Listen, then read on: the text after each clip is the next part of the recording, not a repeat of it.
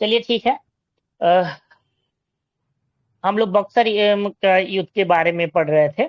ठीक है, अच्छा बताइएगा, अगर आपसे पूछा जाएगा कि प्रारंभिक जो युद्ध बोला जाता है वो किसको बोला जाता है, प्रारंभिक युद्ध के बारे में? प्लासी का दो युद्ध चीज, को बोलते हैं ना। हाँ, दो चीज पूछा जाता है, एक तो प्रारंभिक के नाम से पूछा जाता है और एक निर्णायक पूछा जाता है। तो निर्णायक में कौन हो जाएगा प्रारंभिक में? बक्सर का युद्ध बक्सर का निर्णय। 1764 वाला। हाँ, ठीक है, बिल्कुल।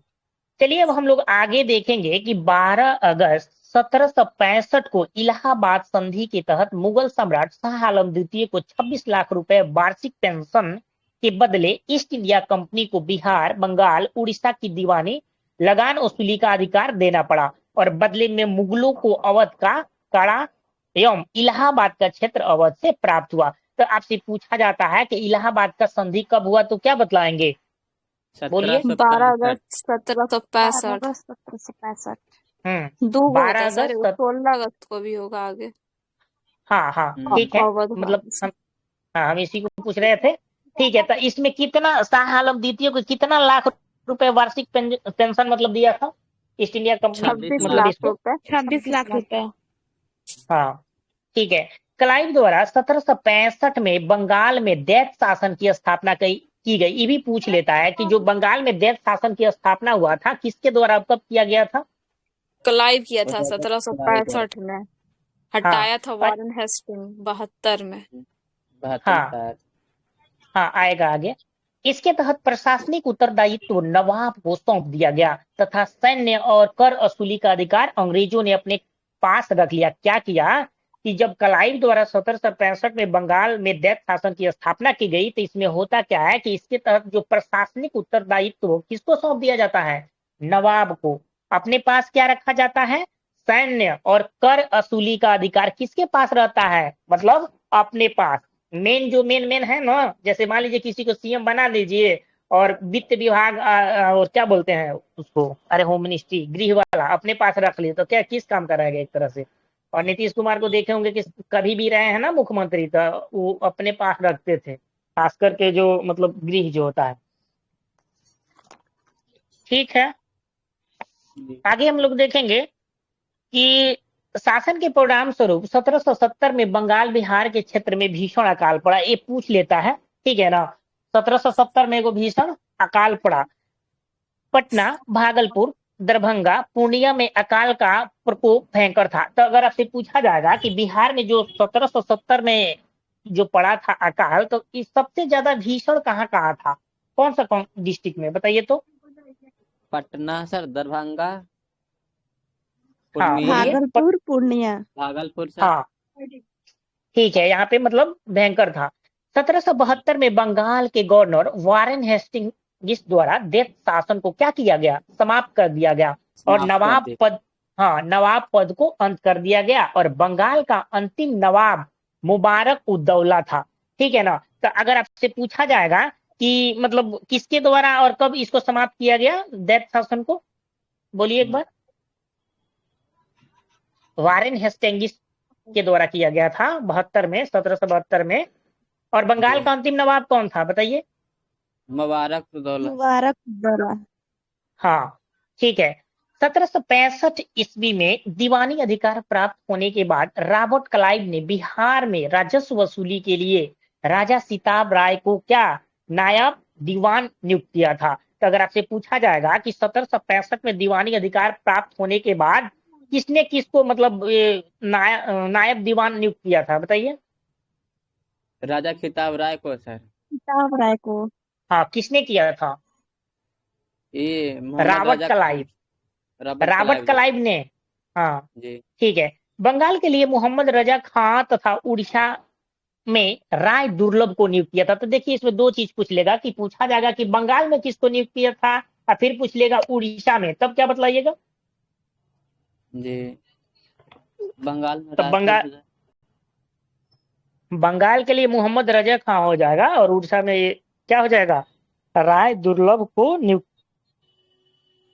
आगे हम लोग देखेंगे कि 1783 में बिहार में पुनः अकाल पड़ा। ठीक है ना।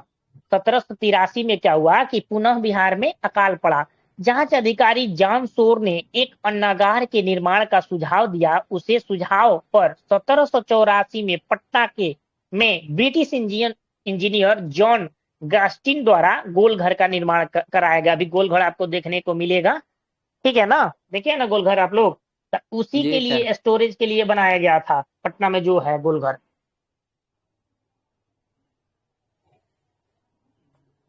क्योंकि उसमें अनाज स्टोर रहेगा और अकाल पड़ेगा तो उसमें से यूज किया जाएगा। तो ये पूछ लेगा कि मतलब गोलघर कब बना था बताइए। 1784 में। हाँ ठीक है, और किसके द्वारा बनाया गया था, मतलब वो कौन था, इंजीनियर कोई था ना, ब्रिटिश जी इंजीनियर जॉन जॉन गॉस्टिन। गॉस्टिन। हाँ ठीक है।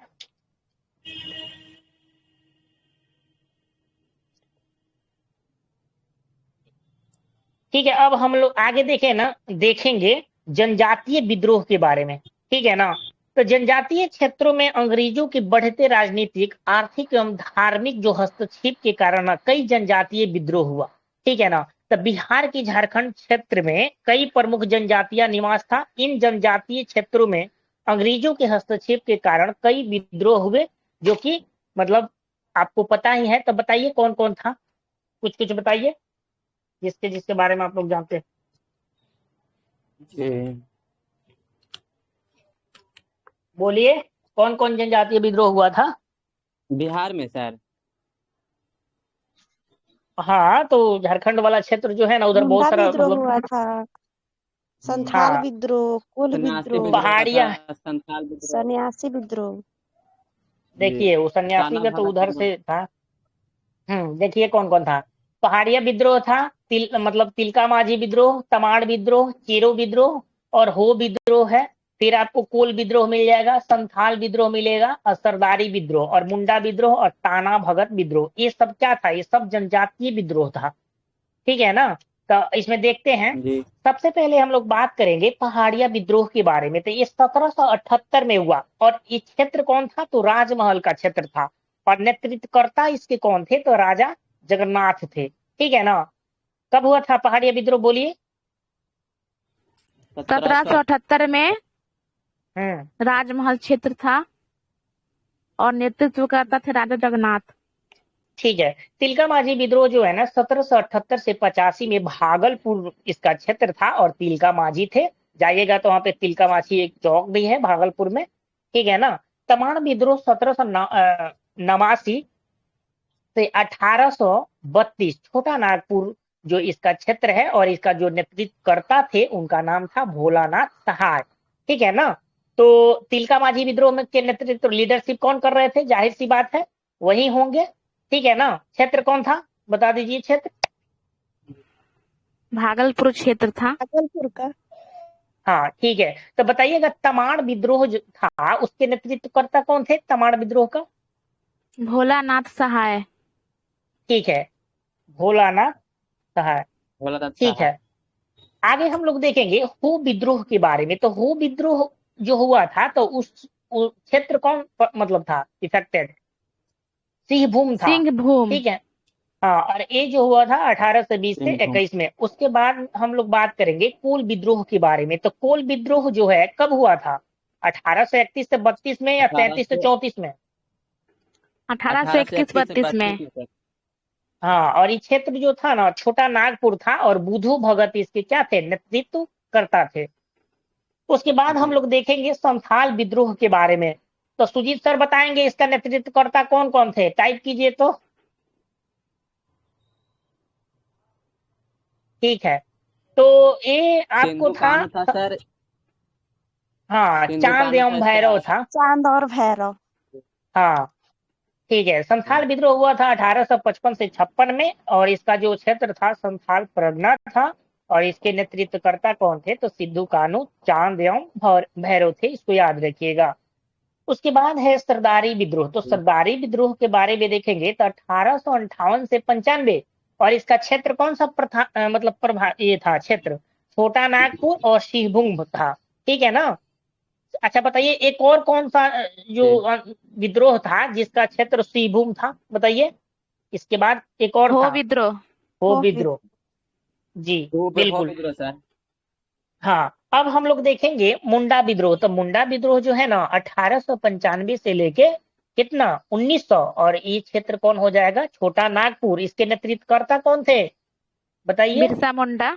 बिरसा मुंडा सर। बिरसा मुंडा, बिरसा मुंडा। ठीक है। और ताना भगत विद्रोह हुआ था 1913 से 14 में, और गुमला इसका क्षेत्र था, और इसके नेतृत्वकर्ता कौन थे, नाम बताइए तो? जतरा भगत सर। भगत। जतरा जतरा भगत। भगत। ठीक है, इसके नेतृत्वकर्ता थे जतरा भगत। चलिए, तमाड़ विद्रोह का नेतृत्वकर्ता बताइए, फास्ट बोलिए। भोलानाथ सहाय। ठीक है, भगत सहाय। ताना भगत विद्रोह का कौन थे? जतरा भगत। ठीक जतरा है। भगत सर। पहाड़िया विद्रोह का कौन थे? राजा राजा जगन्नाथ। जगन्नाथ। राजा जगन्नाथ। ठीक है, संथाल विद्रोह का क्षेत्र बताइए। संथाल। बिहार बंगाल सर। संथाल परगना। ठीक है, तो इसके नेतृत्वकर्ता कौन कौन थे? जी। सिद्धू कान्हू चांद और सिंधु और भैरव। कान्हू थे सर। ठीक है। अच्छा, सरदारी विद्रोह का बताइए, सन बताइए। 1858 से 95 हो जाएगा, ठीक है ना? जी। चलिए, ये लगभग याद हो गया होगा। आप लोग तो सुनते हैं नहीं, झूठे हम डालते हैं ऑडियो, ठीक है ना? तो बुक से पढ़ लिया कीजिए। चलिए, आगे हम जी। देखेंगे संथाल विद्रोह के बारे में। तो जो संथाल विद्रोह हुआ था ना 1855 से 56, इसका क्या था, मतलब टाइम पीरियड था।